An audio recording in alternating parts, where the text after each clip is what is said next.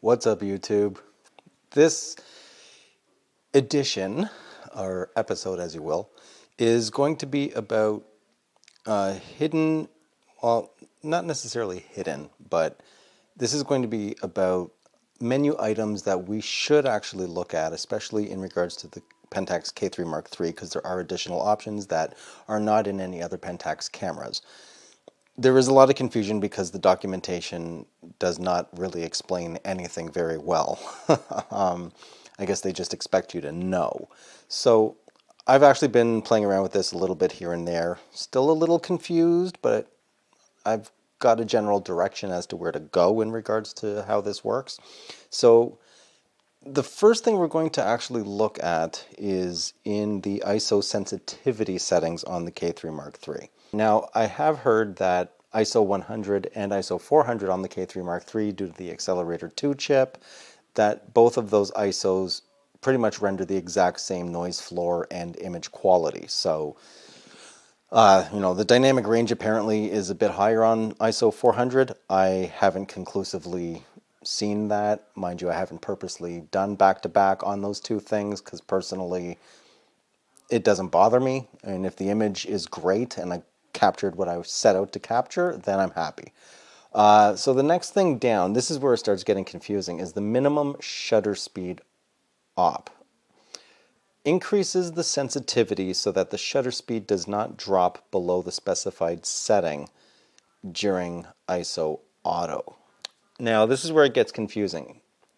In auto, apparently it automatically determines the shutter speed for increasing the sensitivity according to the lens focal length during ISO auto. What does that actually mean? That's a very good question. The wording on this is it's way out there. I don't know what that's supposed to mean. Let's just quickly throw this in live view here, and I've got it on spot metering. Okay, so looking at the settings in the menu of the Pentax K3 Mark III, you want to go to the camera, item number 2, and ISO sensitivity setting. And you'll notice here there's ISO auto upper limit. I have mine set to 6400 just for demonstration purposes, and you have your ISO auto lower limit, which is, I have it set to 400. Let's raise this up to 5,000, just to start. You have your minimum shutter speed operation, which increases the sensitivity so that the shutter speed does not drop below the specified setting. So in other words, when you have this set, the shutter speed will remain the same until it's outside the parameters of the auto ISO, and then the camera will then force the shutter speed to change to maintain a good exposure. And you have your ISO auto with the minimum shutter speed, which increases the sensitivity from a shutter speed which is faster than the standard setting. And yeah, the wording is absolutely horrendous, but just as a basic idea of what this all does, I'm going to walk you through this so you can see it for yourself. And the minimum shutter speed I have set is 1/125th of a second. And you can select through this list all the way up to 8,000, 1/8,000. So let's leave it at 1/125th. I have it in spot metering. So let's just take a look at what this actually will do. Don't need composition adjustment for this. And come on, DFA macro, let's focus on something here. There we go. Okay, so as you see, my shutter speed is 1/125th of a second at ISO auto of 6400.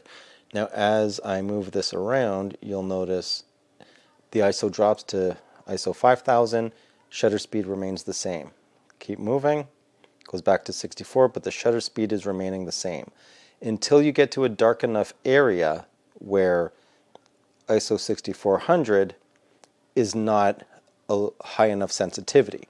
So this is probably at 12,800, but I've set the ceiling to 6,400, so the ISO will not change. And the only compensation the camera can correct for is the shutter speed in order to maintain an exposure. And that's basically what that setting does. So what you need to figure out is what your ceiling is in regards to your shutters or your ISO settings. What do you feel comfortable with? ISO 12,800, ISO 6,400. What's your comfort level to set a range from the minimum to the maximum ISO that the auto range will pick before changing the shutter speed? That's what all that means. And to give you another idea here,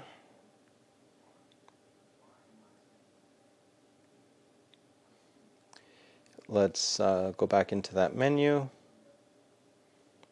Let's change this to the upper limit of 64. Okay. So let's change the lower limit. We'll drop this down to 100. Let's go back to the upper limit. Let's do 400. And this time what should happen is the shutter speed will continuously be changing because I have not allowed the camera enough ISO range to be able to deal with changing exposure. So now you see I'm at 1/6. And as I move around, you'll notice the ISO lower limit is not changing whatsoever. Only the shutter speed is changing. Now this only applies to modes that use auto ISO where the camera has full control. So if you were to use TAV, I don't believe that this will work. I believe that this would actually remain grayed out. So let's go into shutter priority and see what happens here. So yeah, it's grayed out because you're manually able to control the shutter speed. The camera's not controlling it for you. And let's go into, well, sensitivity value. You're manually controlling the ISO, so that makes sense. You don't have those parameters to deal with ISO because sensitivity value, you're changing it yourself. And program mode, full auto, so everything will be unlocked. You'll be able to add your parameters for auto ISO, your shutter speed limits, things like that.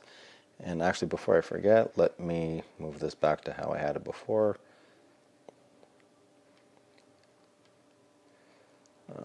Let's go, okay, I'll do 400, yeah, I'll leave it at 400.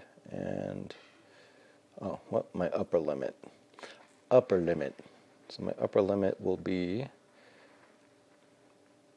25,600, yes, because I'm crazy. And my lower limit I will put to 400 ISO. There we go. Okay, so that's normally how I shoot. And always remember to change your settings back to how you wanted it. So let's go to the next one here. Where are we here? So full auto, that should have everything open. Yep, because the camera has full control over everything. Now let's go to TAV. And this, again, because you can manually control the shutter and the aperture. So I was incorrect with the last statement. So in TAV, because it's already in auto ISO mode and you're not allowing the camera control over the shutter speed and aperture value on its own, you have to manually dial that in. So those last three options in the ISO sensitivity setting are going to be grayed out because the camera doesn't have control over it in the exposure mode that you're actually shooting. And those are my custom settings. So in aperture value, as you already saw, these modes are unlocked for you. And that's pretty much it. Like I said, the wording is absolutely horrendous. I don't know why they worded it the way they did. It's not cool. However, it is what it is. That's Pentax's wording for this thing.